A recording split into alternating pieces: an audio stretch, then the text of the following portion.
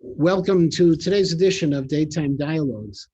It's a real pleasure to welcome Rabbi Yehuda Sarna to our conversation today. Rabbi Sarna and I go back about 20 some years, back to this little town called Wild Rose, Wisconsin, where I got to meet him and his young family at the time. And since then, he has risen in prominence in the world, starting out about 18 years ago at his work at NYU, where he continues to be. My alma mater, by the way, Rabbi.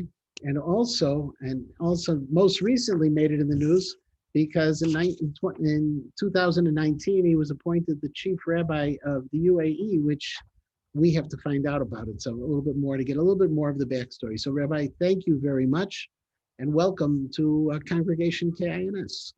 Well, it's great to be with you. And my opinion is that from a career standpoint, it's basically all downhill from being Rosh Moshe at Kem Mosheva, Wisconsin. So, by the way, I completely agree with you on that. It's me. It's always been, if I see someone who's a Rosh Moshe when I want to hire, I know they'll be great.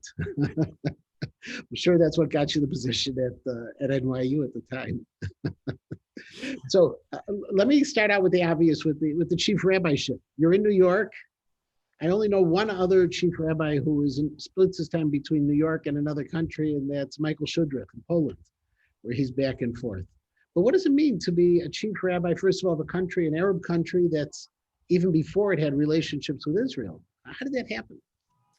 As I mentioned, I've been at New York University for since 2002, and NYU at that point had a few campuses outside of New York City, and was looking to really establish itself as a global network university, to have campuses really all over the world in cities which in one way or another resembled New York.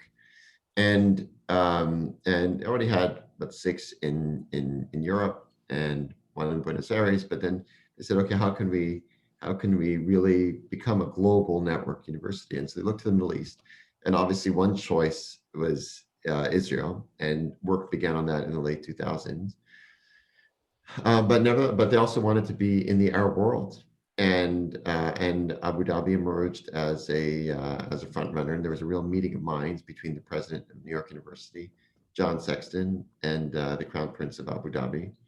And I came for the first time in 2010, before the university opened its doors, to help interview high school seniors who were coming in from really all over the world to seek admission at NYU Abu Dhabi, which unlike other sites that NYU had, was not a study abroad campus where people go for a semester. It was a 4-year college, and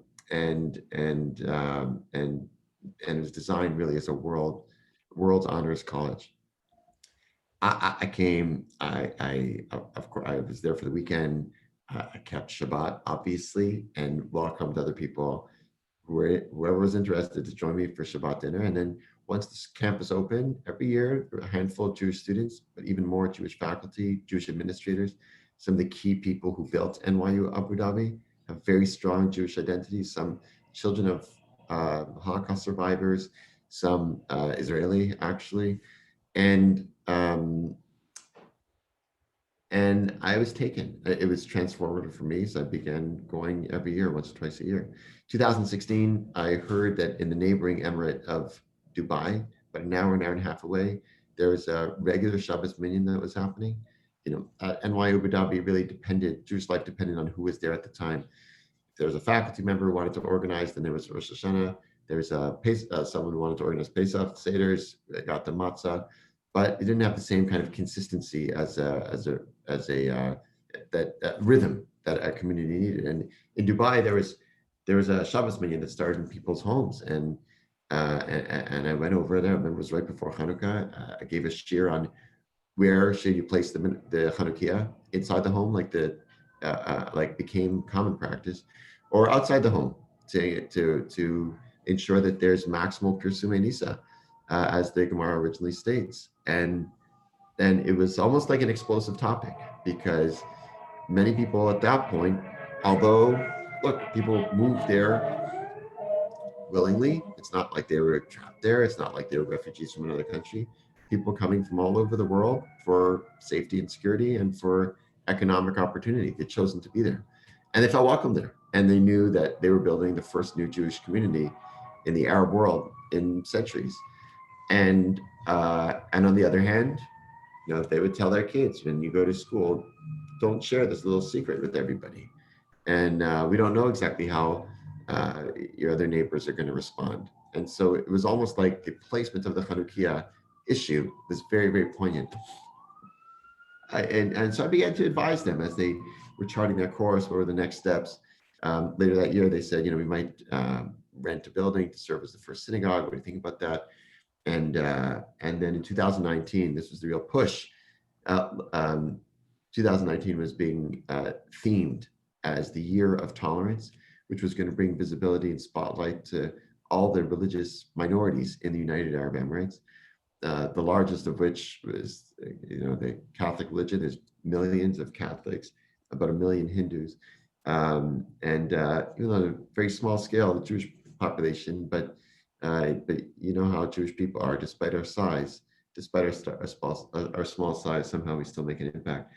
And they felt like they needed a religious leader who could help account for the very wide diversity of the Jewish community, of Jewish people who were there, coming from all over the world: Ashkenaz, Sephardi, Orthodox, conservative, Reform, secular, used to be Jewish, half Jewish, etc. So, given my work at the Hillel, at the Bronfman Center at NYU, and my history with them and my history in the region, it seemed like a good choice. And my only condition with them, Rabbi Matanki, frankly, was that I said, my only condition is that I don't want to take any money for it, because I don't want anybody say, what is the line that Abraham says? Ani hasharti et Abraham, for anybody to claim them doing it for the money. So I do it because I believe in it. And here we are after these the Abraham Accords, and in a month where 50,000 Israelis are visiting, where Chanukiot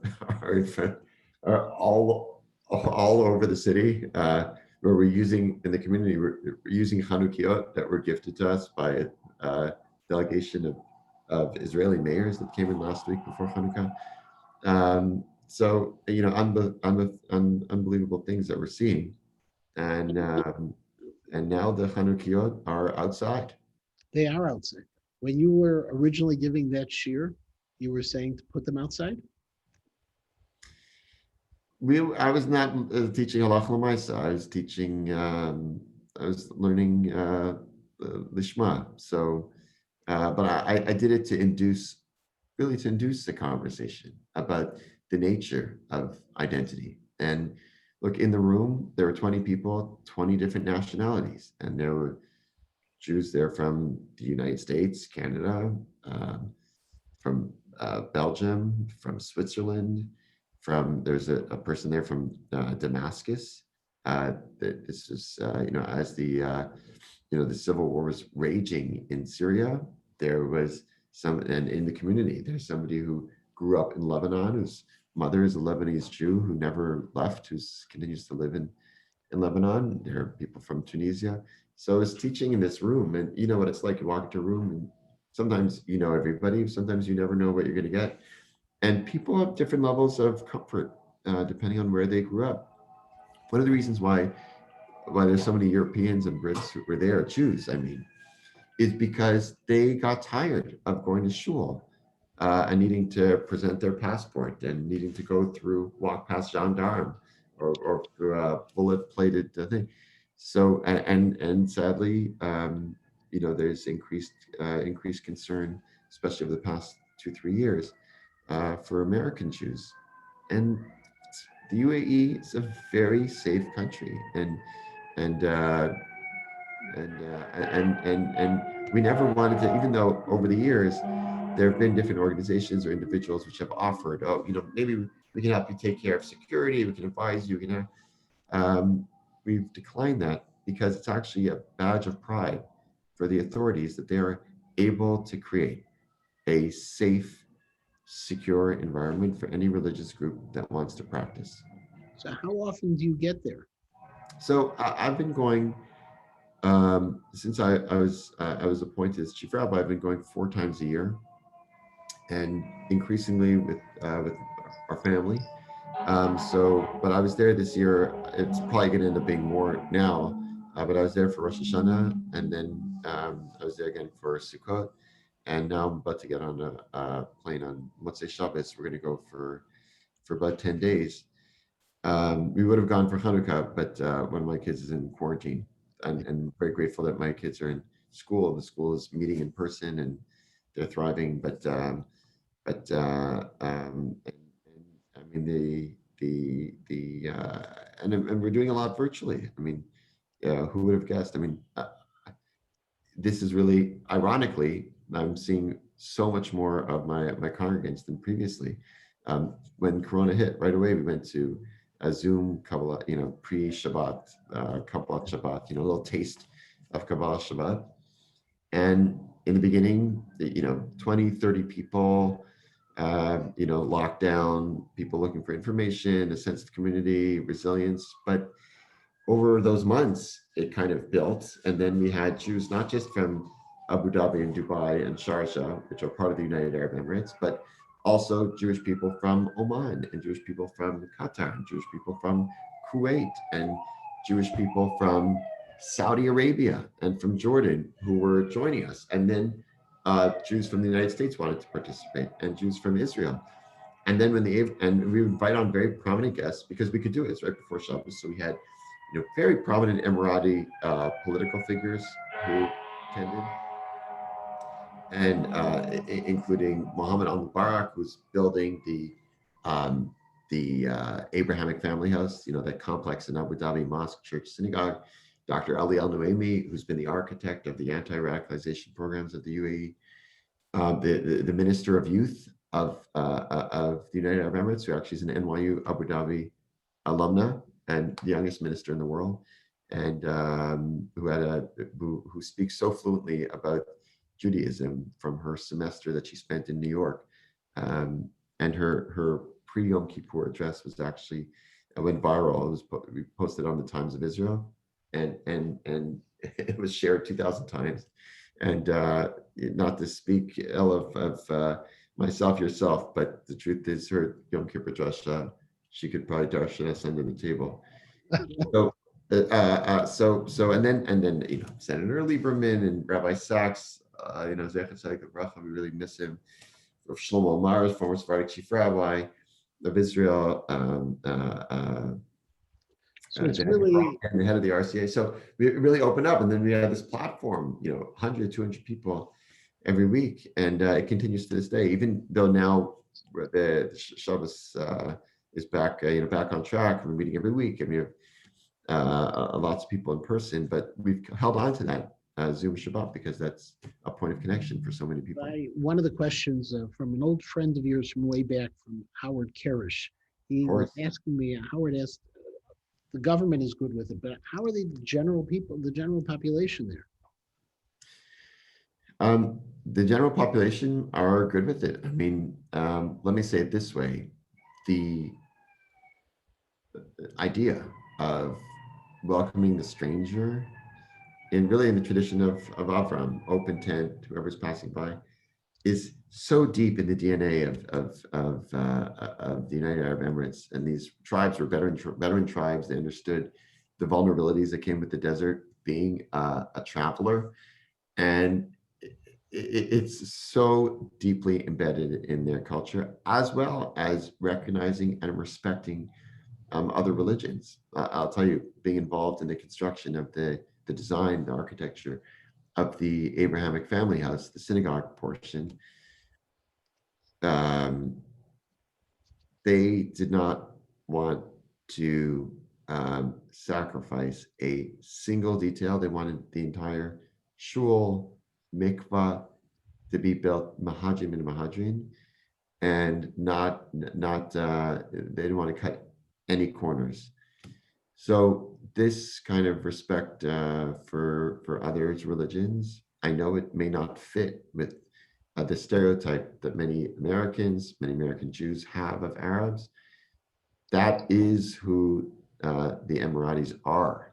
It's not just lip service. Not just, unlike other countries in the Gulf, and not speaking ill of them, but But this is not about lip service for the Emiratis. This is indeed, you know that in Saudi Arabia, for example, there are no churches, no synagogues, no other houses of worship because the Arabian Peninsula, according to some schools of Islam, is considered sacred Muslim territory, and you cannot have a house of worship of another religion.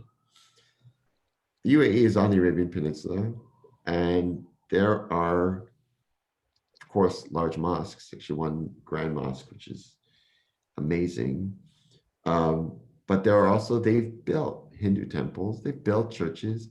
Actually, when the oil revenue started coming in the early 70s, one of the first things that the founder of the country did, Sheikh Zayed, is he took that money and he built a church because he was, it bothered him that the Christians, at that time mostly British, who were there and who had assisted in the development of the country, that they had to travel, 4 hours out of Dubai at the time, or out of Abu Dhabi. They had to travel a long way to get to a church for Christmas.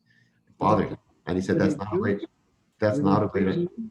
were there Jews in Dubai before recent times? No, no, no, no, not at the country was formed in the 1970, 71, and at that time there were no, um, no publicly identified Jewish people.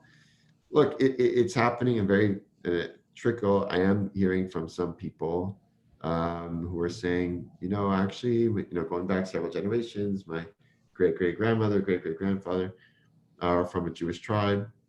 Some of those people of those tribes had come from Yemen. But in terms of identifying as Jewish, no. And so the Jewish community are really expats. Some of them have been there for a long time. So there's one fellow I know, he's been there for 40 years. He grew up there. Another person I know was born there 30 years ago, but there was not an established community. The one remnant we have of like a very old community is from about 500 years ago. There was a tombstone that was found in the Emirate of Ras Al Khaimah. If you look on a map, you can see that there's the Straits of Hormuz, and there's an island of Hormuz, which is Iranian territory now. And there was on Ras Al Khaimah, which is the coast before the island.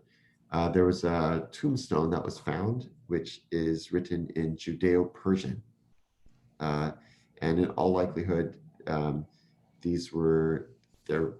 It's hard to know whether that was just one person or there was a community. Obviously, if a Jew dies and someone sets up a tombstone, especially using Hebrew characters, you got to assume that there were other Jewish people there, at least for the burial, at least.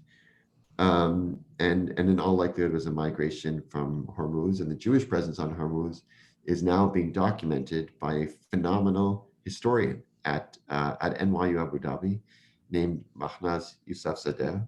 She herself originally from Tehran, an Iranian Jew, Persian Jew, and she's documenting the movement of Jews throughout the Gulf, specifically in the 16th, 17th centuries, and has unearthed texts that were written in Judeo-Persian, preserved by the Vatican, by the Catholic Church, specifically a book of Tobit, Tuvia, and which was written in Judeo-Persian. Amazing. And do you see this expanding and growing in terms of Jewish presence? Is this going to be more of a community that serves a small group and then others who are coming and going at a regular time? I mean, look, I think that the Jewish community there, you got to imagine the scene now with literally tens of thousands of Israelis walking around Dubai, doing business deals, touring, indoor skiing, shopping at the beach. I mean, those images that you see of Ben Gurion Airport with the crowding, those are all people who are coming back from Dubai. Kosher restaurants opening left and right. I got a kosher caterer who's hosting wedding after wedding, because one of the only places that people can gather safely in the world. And he's like, I'll do anything. He's like, I'll pay for a mikvah. I got so many weddings happening here. Isn't it a mikvah? Let's build and so it's the opening of the floodgates. And look, and the community is small. But it's going to grow. I mean, it's going to grow. So There how are many shuls? There's only one shul right now. right So now. There's really two. There's a Chabad that started about 8 months ago, 9 months ago, and then there's the established community that's been there, that really got started even before my first trip. 2006, 2007.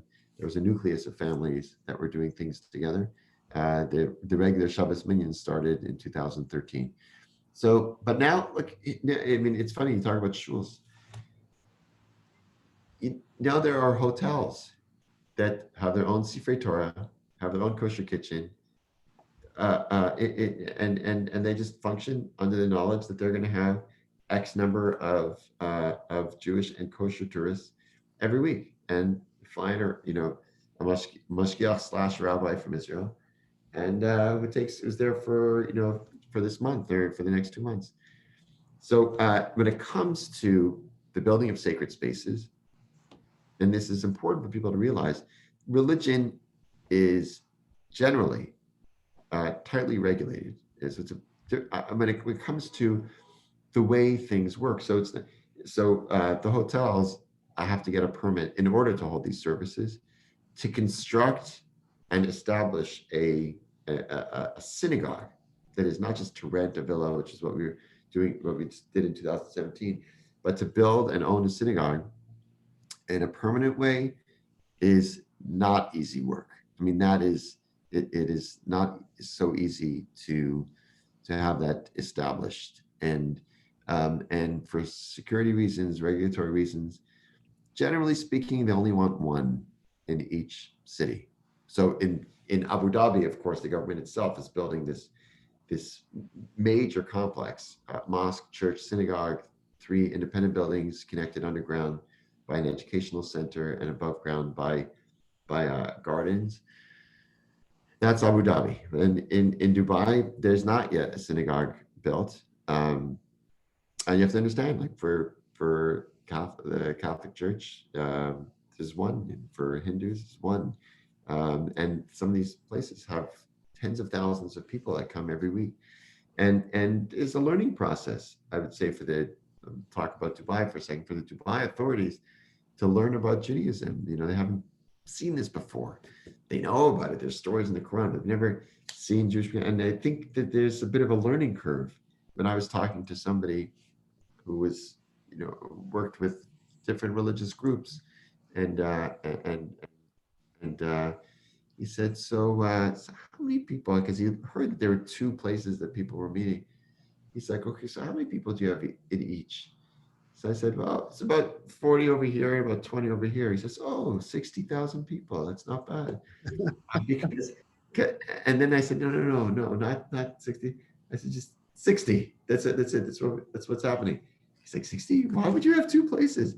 Why don't you just all get together until you've, and so there's definitely a learning curve. There's a lot to be learned from, and also a lot for Jewish community to learn about the Emiratis and how to function. I mean, I mentioned regulation. It's not always clear to which government agency, and this is really the work of community building. I mean, it's establishing on firm footing the first new Jewish community in the Arab world in centuries. So to do it, we have to understand what is the nature of the government agencies and what are their interests and how do we do it. Like, something's already second nature for you, for us here in the United States. We get, okay, so there's freedom of religion clause. You want to open a shul, you go, you file a 501c3 status, you get a few trustees, and you put together a 1 page and you send it in, and you can start operating. And that's an American model, but that's not the only model. And so understanding, okay, hold on a second. So which government agency would be regulating kashrut?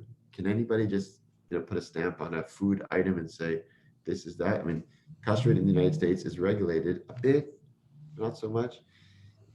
But it is regulated. You can establish a business and then you put it on a product and has to have it is regulated. It has developed over time.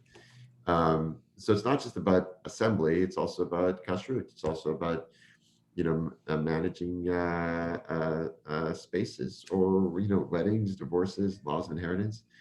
There are some things where I mean, the law has since changed, but where the default for particular issues, particularly on family status, on personal status, family issues, things default to Sharia courts, where there's, where it's religious law. So could you do to do a wedding in Israel? And I'm sorry, in the Emirati, in UAE, do you need special permission based on a Sharia law provision? Good question. So, look, right now, that's a really good question, right? Because and there you can imagine that between different government authorities, they're in the process of figuring out, okay, Rabbi Matanki wants to be Masada Kedushin for a Chicago couple, met at Camp Moshava, and they want to get married at the Atlantis on the Palm, which is where we had Rosh Hashanah services. So do you need a special ishur? I mean, think about Israel when you go to Israel. So you could decide if you want it to be registered by the Rabbanut, you show your, you show your credentials, you work in advance, and you register. But if you just want to have a party and the couple wants to get married, and then they'll register in the United States, like that's also. So they're in the process of figuring out how exactly that's going to work. For now, if it's halach l'maisa, yeah, if you want to get married there, you could bring Rabbi Matanki, and you don't have to apply for any special ishur. But my interest is really in the long term. So one of the things that we did actually, I mean, goes back 2 years. 2 years ago, what I learned from other religious leaders in the United Arab Emirates is that each community had at its founding a moment where a leading member of a royal family had kind of come and kind of blessed the community and the community's presence. So whether it was at a groundbreaking for a house of worship or something else like that, and I noticed in the churches or temples that exist, very often there's an image or a picture of that moment. And because 2019, as I mentioned, was themed as the year of tolerance, it seemed like the right time to try to bring something like that to the fore, as well as just to express gratitude to the leadership of the country, knowing full well that the establishment of a Jewish community that feels safe and is beginning to flourish is not to be taken for granted. We began a process of initiating that kind of encounter. And the idea was to do something historic, which was to suggest that we dedicate a Sefer Torah to the memory of Sheikh Zayed, who was the founder of the UAE. You know, that story I told you about, Right. tolerance being in the DNA. And his sons were very much, keeping in that tradition. And that we would dedicate it at Sefer Torah, and that Torah would be gifted, would be literally handed over to the royal family. And I asked John Sexton, who I mentioned earlier, who was the president of NYU at the time, and asked him if he would raise this with His Highness the Crown Prince of Abu Dhabi, and he agreed. And about 2 years ago, almost to the date, he approached His Highness. He read him an email that I had written him, and Mohammed bin Zayed began to cry. He was moved to tears by the gesture. And about a year ago, we had a very moving, very, very moving ceremony. Small group and in the with His Highness.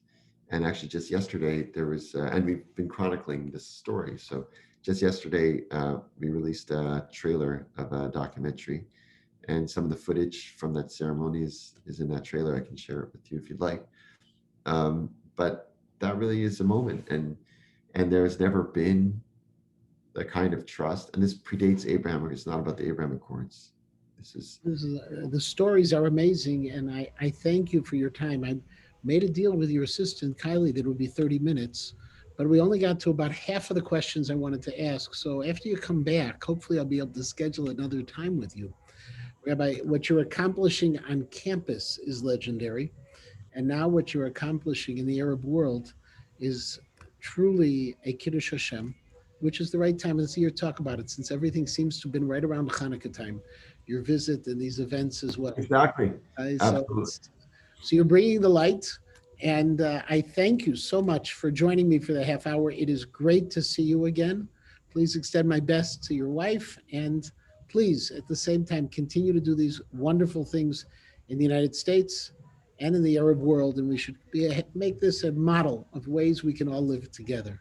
So I thank you very much, and wish you a Chag Urim Sameach. Thank you, Yehuda. It's great to Thank see you. you Thank again. you. Chag Urim Sameach. Bye-bye. Thanks.